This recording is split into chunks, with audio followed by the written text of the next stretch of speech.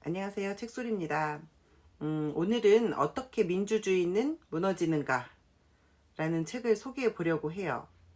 어크로스에서 발행한 도서예요. 이 책은 미국 하버드 대학의 정부학 교수인 스티븐 레비츠키 교수님과 데니얼 지블렉 교수님이 쓴 도서예요. 두 공동 저자는 이 책으로 골드 스미스 도서상을 수상했다고 해요. 저는 보통 문학보다는 인문학 도서를 좀 많이 보는 편인데 그동안은 문학 도서 위주로 영상을 준비했었어요. 언젠가는 내가 읽은 인문학 도서들을 영상으로 준비해 봐야지 이런 생각을 늘 하고는 있었는데 이 책이 첫 도서가 될 줄은 미처 몰랐어요. 작년에 읽고 활자로 된 저자들의 힘있는 웅변을 보면서 많은 부분에서 공감을 하기도 했고 한편으로는 답답한 부분도 있었던 것 같아요. 자연스럽게 대한민국의 정치를 대입해서 읽다 보니까 그랬을 거라고 생각이 되고 2024년 12월 3일 대한민국의 통치자가 계엄을 선포했어요. 지금 2025년 3월 26일 지금까지도 대한민국의 헌법재판소는 계엄에 대한 헌법적 결론을 내리지 않은 상황이고 그런 상황에서 이 책을 다시 보니 또 다른 감정이 올라오는 것 같아요.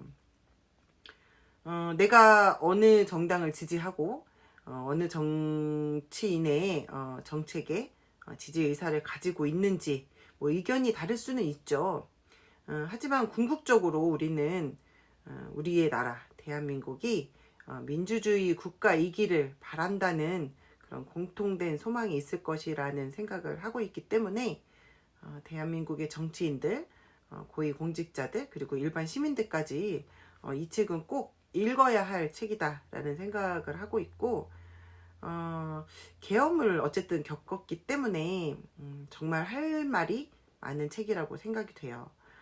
이 책 속에 독재자에 대한 그런 독재 국가에 대한 나라명들이 막 기재되어 있는데 이 책이 조금만 늦게 쓰였다면 지금쯤 이 책을 썼더라면 대한민국도 그 명단에 들어가 있지 않았을까? 이런 서글픈 생각이 들기도 했던 것 같아요. 책 내용을 좀 살펴보고 이 책 속에 담긴 내용들과 우리 대한민국의 작금의 현실이 저자들의 웅변과 얼마나 닮아 있는지 과연 우리 대한민국의 민주주의는 안전한 상태인지 지금 이대로 가는 게 맞는 것인지 이런 진지한 생각들을 좀 해보면 좋겠다라는 생각이 들었어요. 저자인 두 교수는 이 책의 궁극적인 목표가 위기에 처한 다른 나라의 민주주의에서 얻을 수 있는 교훈을 살펴보고 동시에 민주주의를 지키기 위해 시민사회가 따라야 할 그리고 따르지 말아야 할 전략을 제시하는 것이다 라고 적어 놓았어요. 타국의 민주주의를 파멸로 몰아갔던 치명적인 실수를 인식하고 다른 나라의 시민들은 민주주의의 심각한 위기에 맞서 어떻게 저항했는지 그리고 민주주의의 붕괴를 막기 위해 어떻게 뿌리 깊은 양극화를 극복했는지 살펴보아야 한다라고 말했어요. 역사는 똑같이 반복되지는 않지만 거기에는 분명한 패턴이 있고 너무 늦기 전에 그 패턴을 발견해서 민주주의를 지켜야 한다라는 이유일 거예요. 민주주의는 어떻게 무너질까? 전 세계에서 일어난 민주주의 죽음 가운데 75% 정도는 쿠데타에 의한 것이었다라고 해요. 아르헨티나, 브라질, 도미니카 공화국, 가나, 그리스, 과테말라, 나이지리아, 파키스탄이나 페루, 태국, 터키, 우루과이 이런 나라들이 그 예일 거예요. 쿠데타에 의한 민주주의의 붕괴는 즉각적이고 뚜렷한 형태로 일어난다. 가령 대통령 궁에 불이 난다거나 대통령이 피격을 당한다거나 투옥되거나 추방되거나 우리는 이런 경우라면 거리에서 아마 탱크를 보게 되겠죠.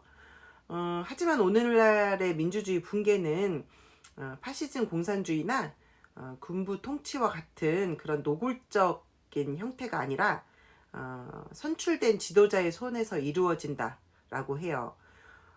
민주주의의 상징인 투표를 통해서 선출된 국민이 선출한 지도자의 손에 의해서 민주주의가 붕괴된다는 말이 참 믿어지지 않지만 책을 읽어보니까 말이 안 되면서도 참 말이 되더라 라는 생각을 했어요.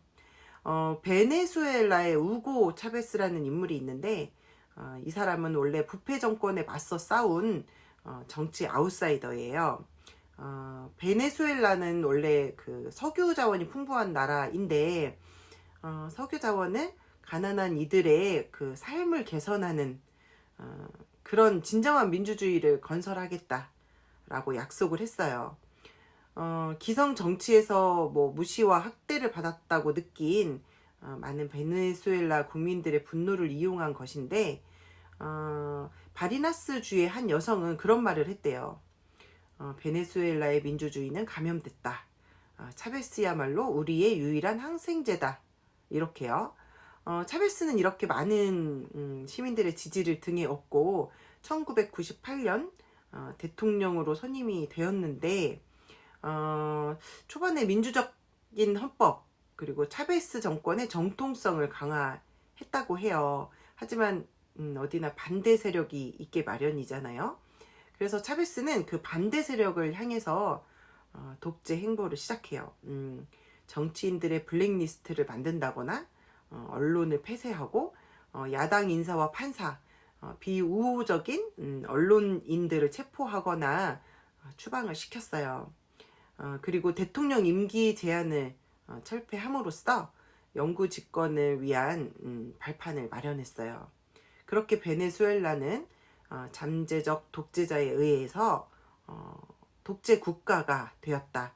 이렇게 기록이 되어 있고 1990년 페루는 하이퍼 인플레이션이 시작되면서 경제가 무너졌어요. 마이오즘 게릴라 단체인 빛나는 길은 1980년 설립 이후로 무력 투쟁 과정에서 수만 명을 죽음에 내몰았고 페루의 수도 리마를 포위하기에 이르렀어요. 페루 시민들은 항의 의미로 당신과 같은 대통령이라는 슬로건을 들고 나온 정치신인 후지모리를 주목했어요. 이 아웃사이더 후지모리라는 인물은 시민들의 지지를 등에 업고 대통령이 되었는데 야당에서 대법원까지 자신들의 마음대로 임명을 하고 의회는 아무런 법안도 통과시켜주지 않았어요.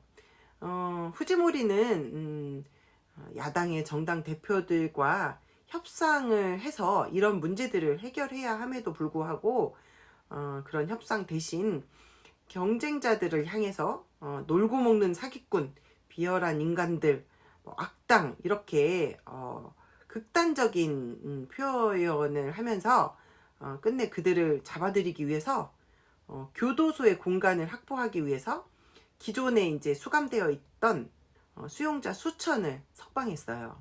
야당은 탄핵이라는 권한을 행사했지만 부결되면서 후지모리는 의회를 해산하고 헌법을 무효화하겠다라고 발표를 했어요. 이렇게 후지모리는 독재자가 되었어요. 선출된 독재자는 민주주의의 틀은 그대로 유지하면서 그 내용물은 완전히 갉아먹는 거죠. 독재 정권의 민주주의 전복 시도는 의회나 법원의 승인을 받는다는 점에서 합법적이긴 해요. 신문은 여전히 발행되지만 정권의 회유나 협박은 자체 검열을 강요하고 시민들은 정부를 비판할 수는 있지만 그렇게 되면 세무조사나 소송을 당하게 되겠죠. 시민들은 정치인 탓하는 것 외에는 민주주의가 무너지고 있다는 걸 인식하지 못할 거예요. 아쉽게도 이렇게 베네수엘라의 차베스처럼 그리고 페루의 알베르트 후지모리처럼 오늘날의 민주주의 후퇴는 투표장에서 시작되었다 라고 적어 놓았어요. 독재자를 어떻게 구분할 수 있을까? 다양한 지역에서 선출된 독재자들이 민주주의 제도를 전복하는데 놀랍게도 비슷한 전략을 써왔다라는 사실을 두 저자는 찾아냈어요. 미국의 예를 들어보면 가난한 농부의 아들로 태어나 엄청난 부를 일궈낸 당당한 기업가 포드. 이 포드는 시골 지역에서 굉장한 영웅으로 대접을 받았던 인물이에요. 포드는 은행가와 유대인, 공산주의자를 비난하는데 유대인 은행가들이 미국 사회를 장악할 음모를 꾸미고 있다고 주장했어요. 그러니까 좀 약간 허무맹랑한 그런 주장인데 이걸 또 믿는 사람들이 있어요. 그리고 포드의 주장은 전 세계 인종주의자들의 열렬한 지지를 받게 돼요. 하지만 이런 어떤 극단적인 표현을 일삼는 그런 포드가 대선에 나오는, 그러니까 대표 정치인이 되는 것을 민주당 지도부들은 인정하지 않았어요. 대선 출마를 바라는 대중들의 요구에도 불구하고 포드는 정당의 네트워크 속으로 비집고 들어갈 수 없었어요. 예순이 넘도록 훈련도 경험도 전혀 없는 그런 인물이었기 때문에 감히 이런 사람이 어떻게 대선에 나온단 말인가. 이게 그 정당의 생각이었고 가당치도 않다라면서 미국의 정당이라는 문지기가 그 기능을 충실히 발휘를 해서 포드의 대선 출마를 막을 수 있었어요. 포드처럼 막 이렇게 경쟁자들, 상대편을 되게 막 자신을 반대하는 사람들을 되게 극단적으로 표현하는 사람들, 이런 사람들이 민주주의를 파괴할 수 있다. 잠재적 독재자다. 이렇게 저자들은 얘기하고 있어요. 트럼프의 경우에도 그렇게 막았으면 좋았을 것인데 기성정당이 두려움과 기회주의 그리고 판단착오 등으로 이를 막지 못했어요. 그래서 트럼프는 공직 경험이 없을 뿐 아니라 대중 선동술과 이민자 그리고 이슬람인에 대한 극단주의적인 입장, 그리고 시민사회의 규범을 경멸하는 태도, 그리고 블라디미르 푸틴을 비롯한 독재자들을 칭찬하는 그런 모습을 보였음에도 대통령이 되었죠. 그래서 포드나 트럼프 같은 경우에는 제가 준비한 이 도표를 좀 보면 사실 책에 있는 걸 그대로 옮겨 놓은 거긴 한데요. 이런 식의 유사 발언을 했던 인물들이에요. 공통점이 좀 보이죠. 우리나라의 통치자와도 매우 유사점을 가지고 있어요. 이 책의 저자들은 이런 인물을 우리가 주의해야 된다라고 얘기하고 있어요. 이런 말을 일삼는 사람들은 잠재적 독재자로서 민주주의의 붕괴를 초래할 수 있다. 좀 답답해요. 너무 이게 대한민국이 아닌 다른 나라의 이야기다라고 믿을 수가 없을 정도로 우리나라 통치자의 입에서 다 들었을 법한 그런 문장들이에요. 너무 소름 끼치도록 우리가 너무 많은 것을 놓치고 있었구나라는 거를 느꼈던 것 같아요. 민주주의를 지키기 위해서 그럼 우리는 어떻게 해야 할까? 이런 말이 있어요. 민주주의는 헌법에 기록되지 않은 민주주의 규범에 의해 강화될 때 가장 잘 작동하고 오래 지속된다. 좀 어려운 말인데 견제와 균형 시스템에 대해서 저자들이 말을 하고 있거든요. 견제와 균형 시스템 이런 것들이 헌법에 기재되어 있지는 않을 거니까 헌법에 기록되어 있지 않은 규범이긴 하지만 이런 규범들이 민주주의 유지를 위해 매우 중요하다라는 의미를 가지고 있어요. 견제에 대해서는 극단주의 선동가와 손을 잡을 때 민주주의가 무너진다고 해요. 정치 지도자와 특히 정당이 나서서 이러한 인물이 당내 주류가 되지 못하도록 차단하고 이들에 대한 지지와 연합을 거부하고 그리고 필요하다면 오히려 다른 당에서 추천한 민주주의 후보를 지지하거나 경쟁 세력과 적극적으로 연대함으로써 독재자가 권력을 잡지 못하도록 막아야 한다. 이게 무슨 말이냐? 예를 들어서 우리 당에서 후보가 된 인물이 잠재적으로 독재자 성향을 가지고 있는데, 그럼에도 불구하고 시민들에게 엄청난 인기를, 지지를 받아서 대표가 됐을 경우에 정당의 그 주류 정치인들이 우리 당 인사가 아닌 상대편 후보의 그 민주적인 의식을 가지고 있는 후보자들을 오히려 지지해야 한다. 이게 뭐 대한민국에선 불가능하겠죠. 절대 불가능해 보이긴 하지만 정당이라는 문지기가 그 기능을 충실하게 실천을 해야지만 독재자의 대선 출마를 막을 수 있기 때문에 미국에서는 이런 경우가 있었다고 해요. 그리고 균형 시스템에 대해서는 상호 관용, 경쟁하는 정당이 서로를 합법적인 경쟁자로 받아들이는 이해와 관용, 정치인이 제도적 특권을 행사할 때 자제력을 행사해야 한다, 이렇게 말을 하는데, 이것들이 어떤 표현인지에 대해서 162페이지의 문장을 좀 가져와 봤어요. 헌법 체계가 우리의 기대대로 움직이기 위해서는 행정부, 입법부, 사법부가 절묘한 균형을 유지해야 한다. 입법부와 사법부는 필요한 시점에 대통령의 권력을 견제해야 한다. 그 둘은 민주주의의 감시견이다. 다른 한편 입법부와 사법부는 행정부가 제대로 기능할 수 있도록 협조해야 한다. 바로 이 지점에서 자제의 규범이 등장한다. 대통령제 기반의 민주주의가 성공하기 위해서는 대통령을 견제할 수 있는 강력한 권력기관이 그들에게 주어진 힘을 최대한 발휘해서는 안 된다. 자제의 규범이 무너질 때 권력 균형도 무너진다. 이해가 되긴 해요. 뭐냐면은 상대방을, 우리 대한민국 같은 경우에는 되게 막 지금 있는 그대로의 예를 들면 무슨 공산주의다, 뭐 어디 지령을 받았다, 뭐 이런 식으로, 그러니까 상대 정당을 경쟁자로 보는 게 아니라 완전히 적으로 보잖아요. 이렇게 하면 안 된다는 거예요.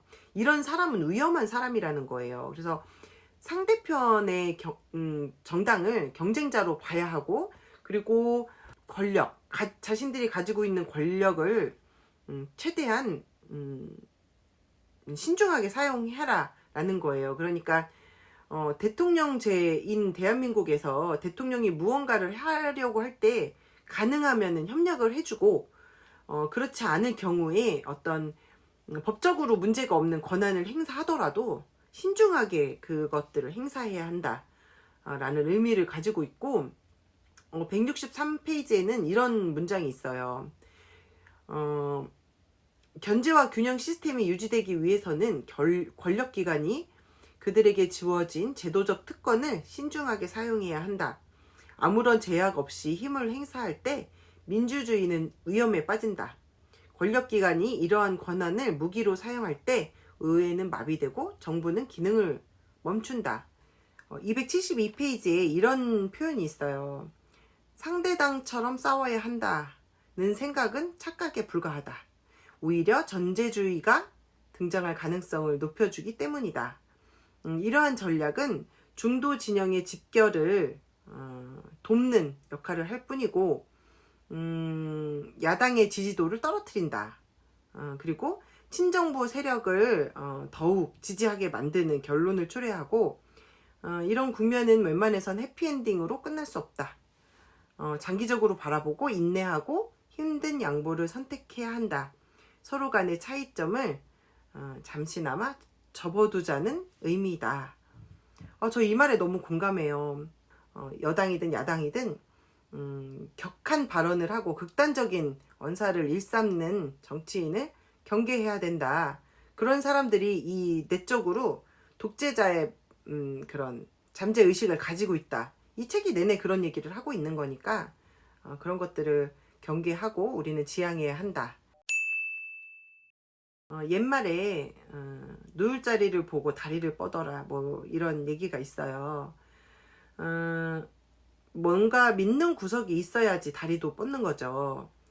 독재자들이 나를 지지해주는 사람이 하나도 없다면 자신들의 그 독재적인 행보를 유지할 수 있을까요? 이런 것들을 차단하기 위해서는 국민들이 시민들이 좀 현명해야 하는데 우리의 눈이 많이 가려져 있어요. 이 책에 실려있는 독재자의 특성들을 우리는 그냥 지나쳐서는 안 될 것 같아요. 제가 준비한 내용은 여기까지인데요. 제가 잠을 너무 못 자서 내란성 수면 장애로 제가 무슨 말을 했는지도 솔직히 잘 모르겠어요. 너무 피곤하고 빨리 이 내란이 종식되었으면 좋겠는데 우리나라의 헌법재판소는 정말 많이 혼나야 될 것 같아요. 모든 권력은 국민으로부터 나온다고 되어 있는데 대한민국의 지금은 대통령과 대통령의 반려자 그리고 헌법재판소, 검찰 이런 곳에 모든 권력이 있는 것 같아요. 국민들은 그저 바라만 보고 국민들은 무조건 기다리기만 해야 하고 애를 태우고 잠을 못 자고 음식을 소화하지 못하는 그런 불편함 속에서 경기는 지금 또 얼마나 힘들어요. 해피머니에 이어서 어제 문화상품권까지 또 사용이 중단됐어요. 저는 매번 이 상품권 때문에 고초를 겪고 있는 것 같아요. 여기저기서 경제가 막 흔들리고 나라가 너무 시끄러워요. 모든 것들이 빨리 해결되고 제가 제정신을 차리는 순간이 되었으면 좋겠다 라는 간절한 바람을 가져보면서 다음 책에서 저는 또 만나 뵙도록 할게요. 예예예예예예예예예